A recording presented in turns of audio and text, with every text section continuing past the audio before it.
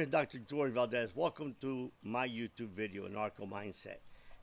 I get a series of email all the time, and as I surmise, what are the most important people are always asking me is, how was it that you were able to raise four very successful children, in spite of the fact that with your first child, by the time that he was 17 years old, I had been in prison for really a reality of 10 years.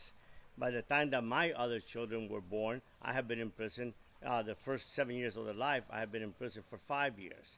And four children, and two more children right now that are on their way to becoming extremely successful. Well, the truth of the matter, it was about mindset. It's about one day choosing to sit down with my wife and say, honey, how do we want to be remembered? I mean, what type of parents do we want to be? And then to be more specific is we created a vision for each individual children. But one of the visions that I created before I began the vision for my children, and once we created the vision for our marriages, how would I create a vision for me to be a better father? And that's the key for me. Our children do not choose to come into this world. We bring them here. And if we bring them here, then we have a responsibility to be present for them. Look, we're raising about 45% of our children are being raised by a single mom. Look how detrimental. Those children don't have a father to be a role model to them on how to grow up and be a man. And what are the things that a man does that he should always do? People say, well, we live in a different world, it's more modern. No. What is right then or back then is still right today. What difference we make on the lives of our children will have enormous consequences for the rest of their lives. And in truth of the matter, if you care about a father, about being a father, you will suffer those consequences right along with them. The worst part was feeling that the result of those consequences was choices that you made to be absent, choices that you made selfish, to not be involved in the life of your children. Yeah, listen, father is not a man that makes a child.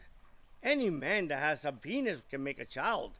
Father is a man that raises a child, whether it's his or not, that empowers that children to become successful in life. And success is not determined that he has a lot of money, a lot of power, prestige. Success is that they are content and joyful in whatever God calls them to do. That is raising a successful child. A child that has integrity, honor. Those are things that are not born with. Those are things that are taught. And they're taught by a father, because the first point I want to make is that great fathers, they're not born. They're simply made. And it's something that, forever, always used to pray, I want to be the greatest father in the world. And the truth of the matter, I just wasn't. I kept failing, and then I get depressed. Until a great friend of mine, Phil Nagel, said to me, why don't you start thinking differently? Why don't you pray, I want to be a better father, just a little better today. Just a little better husband, just a little better friend, just a little better son. Just a little better you can do. And I chose that with tremendous wisdom, because I come from a generation that we listen to the advice of the elders. So when this gentleman, who was really not that much older than me, but whom I have tremendous respect for, told me that, I implemented that into my life. See, being the greatest father in the world, I couldn't do. I kept failing. But being just a little better father every day, damn, that I could do. And I chose to do that. And how do we do that? Well, perhaps starts by going to your children's activities. Then perhaps another way would be to be involved and to have dinner as a family so that you can discuss their problems. Listen, we have a tremendous drug overdose problem. I had a son that overdosed when he was 16 years old, 15. And today he's extremely successful. Married to a wonderful woman, has a beautiful young granddaughter that he's given me. Tremendous career, and very respected, and he's only 29 years old and a millionaire already. The truth of the matter was, because my wife and I one day created a mindset for the child and a vision that he did not have. So once we gave him a vision for his life, it was easy for him to implement it. Yeah, there were roadblocks, there were challenges. His past would come to haunt him here and there. But he learned the first thing, that he was not defined by his past, that he had control of his future, and that there is hope and there's redemption. And he could bury that past. And then, once he is totally redeemed or totally transformed, or his mindset is completely changed, he can go back and use that past as an example to teach others on what they must do to become better in life. My son, I am sure, is going to be a tremendous father. He already is.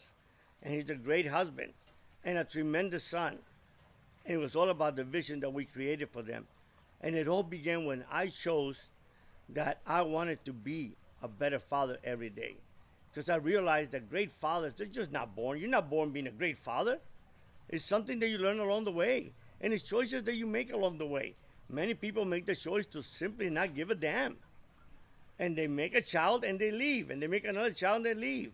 And then we wonder why we have a drug problem in America. We don't have a drug problem in America because of drugs. We have a drug problem in America because of the brokenness of the American family. And for me, it all starts with being a father. And then it all starts with being a husband. You know, I was divorced 3 times prior to marrying my wife, who this year we celebrate 24th anniversary. And next year we'll celebrate our 25th. And every morning I wake up and look at her, and I'm so in love with her. And it was all because we created a mindset and we created a vision for our marriage. A vision that didn't make me better than her, but a vision that created roles for each one of us that were complementary to each other, and that we did things together and that we enjoy. As you're looking behind me, I have this wood burning oven. I'm spending a lot of time cooking. I never cooked in my life. But you know, I tell people, I'm pretty sure that I can do an open heart surgery if need be, if you give me a sharp knife, an iPad, and YouTube. So I went to YouTube and I began to learn how to cook on a wood burning oven. I bought this Forno Piombo from great people, a great family in California. I chose to buy that oven when it was even a little more expensive than another similar oven, mainly because I saw a father and son run a company. And I loved that so much. And I saw how they treated customers as a family, and I loved that so much. And how customer service was just the number one defining factor in a successful business. And I valued that, and I was willing to pay an extra, probably $1,500. But I love it. And then I began to learn how to cook. Why? Well, yeah, it's my hobby now with this oven. I look at the wood burning, and sometimes I get hypnotized. But mostly because I get to serve my wife. She's always cooked for us. So I cook for her now 5 days out of the week. And I enjoy it. On the weekend, she makes the pizza and makes breads so that I can break my fast and my diet and gain some weight. So, but it all created. And now, it doesn't mean that we don't have problems in our marriage or problems with our children. We do. But because we have a vision for a marriage, those problems will not define our marriage. They're obstacles. They're not even problems to me. They're learning lessons on how I can become a better husband. When I have challenges with my children because I'm very involved and they say I'm very old-fashioned, I cannot do anything about it. I'm 65 years old now. But the truth is that I am involved in their lives, and I'm constantly talking to them, and I want to hear their problems. And if I can help, I'll help. As long as I don't empower them or enable them, I will empower them. I'm sorry, but I will not enable them. So, and it's helped them to grow. If they're getting great debt, they got to get themselves out of debt. If they need help and they live a modest life and they live a life according to their means, of course I would help. It's my honor as a father. I love it. And they don't have to ask. I hate when they ask. I give. My wife gives out of our heart because we love empowering our children. And now I'm blessed with 5 grandchildren. So now I'm learning to create a vision for my grandchildren that I hope that comes in line with the vision for their parents will have. And my vision will not interfere with them. My vision will simply help me and my wife to decide when we need to help. If one child needs a better education than the parents can afford, we will do that. One of the things that we do as grandparents when our children first was born is to create a fund for the college for each one of them. In Florida, is the Florida prepaid. They don't have to go to Florida, even though Florida has some of the best universities right now. But the truth is they can take that money that would be equivalent to the tuition of a Florida university and apply it to any other university. So that was the first step that we did to encourage their parents to start doing the same thing. And we put a good amount of money for each one according to our means.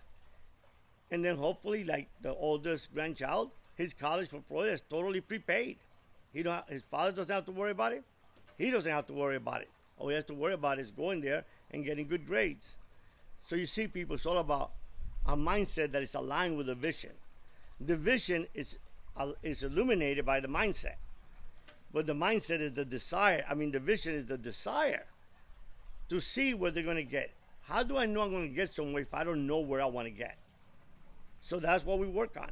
And we work on those visions and we constantly changing them. You know, I have a vision. I had a vision for my youngest son. He wanted to be a pro golfer. And he was very gifted, and all his teachers that he had, and we provided all the means available for him to live that opportunity. And he did, and he enjoyed it. He won a lot, and he was very successful, but then realized one day it was not his passion. It was film.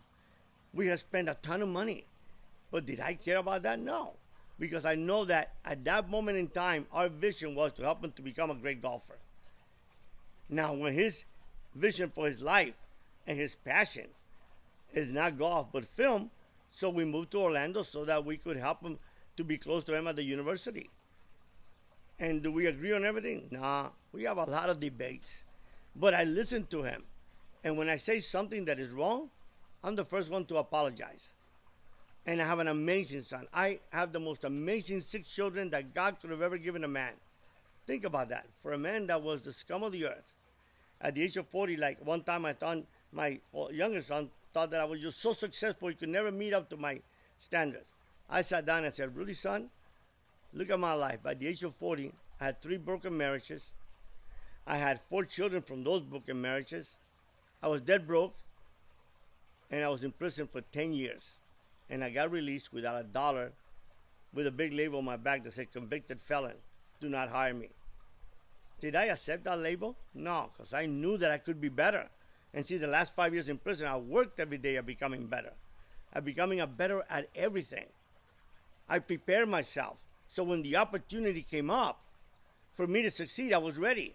I taught myself Greek in prison so I could become a TA. And I was able to eat lunch for free. Because I had no money. We struggled. I lived off my student loans because I was on full scholarship. And we lived, my wife and I were dated for 2 years, celibate, and we lived a very frugal life. We studied all day long. Our only dates was on Saturday night. We would go to a Barnes & Noble and take our own coffee because we didn't have coffee. So we would take our own coffee. I had a lunch card. She was on a meal program, but I had a lunch card. And then it was amazing food. And I would take a baggie, and I would take leftovers for dinner. I didn't care about that. Because I had a mindset then and a vision that I want to be the best theologian in the world. So I followed that vision. And I didn't let nothing disrupt me. And we didn't have no money to go out to dinners and fancy places. But it didn't matter because every day we worked hard at becoming what we wanted to become. And I graduated in 6 years with my Ph.D. And I had a great teaching opportunity. I taught at 2 good universities, Loyola and Wheaton College, that I adore. But then my father died, and I missed him tremendously. And I asked myself, why am I missing my father who never gave me anything? Then I realized he did. He gave me the most amazing thing a father could give his child, his presence. And I missed him dearly. And I made a choice that day. I didn't care that I worked so hard to become a great theologian and that I earned a Ph.D., which is the most difficult degree to attain. I told my wife then of 1 year, and it was, in part, I respect her so much for this, even though it was a selfish move. But I knew I had this urgency to become present in the life of my children, little children, that were living in Georgia. Because my oldest son lived with me, and then he was at Loyola already at the university. But those 3 children did not have a father present. And I did not want to be remembered as a father that sent a great check every month or a little check. And we had this great summer. No, I wanted to be there for them. I wanted to listen to them. I wanted to hear them. And it was difficult because we had to find a job. And my wife and I started a little franchise, cleaning carpet, toilets, cleaning anything that we could clean, anything that people would hire us to clean. One time one of my oldest sons said to me, Dad, that's not my passion. And I said, son, do you think that my passion was cleaning shit when I had a Ph.D. and I've been a multimillionaire for many years? No, my passion was to every day bring a check to my wife. And so that I could support my children and I could feed my family. See, there's no dishonor in being poor or rich. I think the great dishonor is not providing for your family. Because that's part of being a great father. That's part of learning how to become a great father. When you have those priorities and when you put your children and your home ahead of everything, hobby, desires. I never go out with friends of mine drinking. I have no need to. I'm married to my wife and I enjoy being with her every second of my life. And every second that I'm not with her, my heart hurts. I never thought I could say that. I couldn't say that about many, many beautiful women and good women that I dated and that I married. But I do about my wife. I adore her. And she's the most amazing human being in the world. She wasn't that much older than my children when she took the role of being a stepmom to 4 children. And my grandchildren now adore her because those that live close, that come every other weekend, she does crafts with the girls. She does a lot of things, and the girls can't wait to come over. I get on the pool, and I let the little one just run me raggedy. And she makes pizzas for them so they can make their own toppings, and they have a great time doing it. So our whole life now has become those 2 grandchildren that are close to us. Unfortunately, the other 3 are not. I wish they were. But whenever they are, we have great time together. And I do see them, on FaceTime, and see especially my youngest, Leo, that is, a lot of people say he looks just like me. He lives in Washington with my daughter, who's a lawyer for the student loan division of the U.S. government. So, being a great father is just one day choosing to be one. Not thinking, well, I wasn't born to be a father. That's bullshit. Just because you make a child and you abandon him, that doesn't make you a man. It just says you're a person that has a dick. A man is involved in the life of their children. They had no choice that their mother opened up their legs and that you went in there and put your seed. That is your child. Your responsibility to take care of that child. Doesn't matter if it ruined your life or what. You made that choice. He did not. She did not. They deserve a chance in life. And no one deserves a life, going through a life, not knowing who their father is or their father not involved. There is no drug problem in America, my people. I tell this all the time. The only problem in America is the brokenness of the American family. So choose today what you want to do. Do you want to be a great father? Or do you want to be an absentee father? It's your choice. Great fathers are not born, they're made. So that's the tip number 1. And I'll be sharing more videos as I'm writing this book, Parenting from a Narco Mindset, where I share the same vision that I had for all of my children, how it evolved, how it changed, and how it became to be what it is today. That is part of why they are so successful. They didn't succeed because it just happened. One did not become a lawyer, the other one a teacher, and the other one chief financial officer of a tech company, and another one a successful realtor. It happened because of the mindset that we had in order to create the vision that we have for their lives.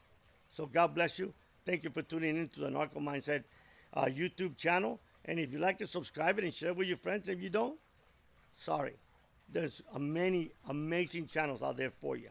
I wish you the best. But if you come and listen to mine, you're going to hear the raw truth from my heart. A hard-lived life. And I wasn't born a genius. I just went through a lot. God bless you. Have a good day.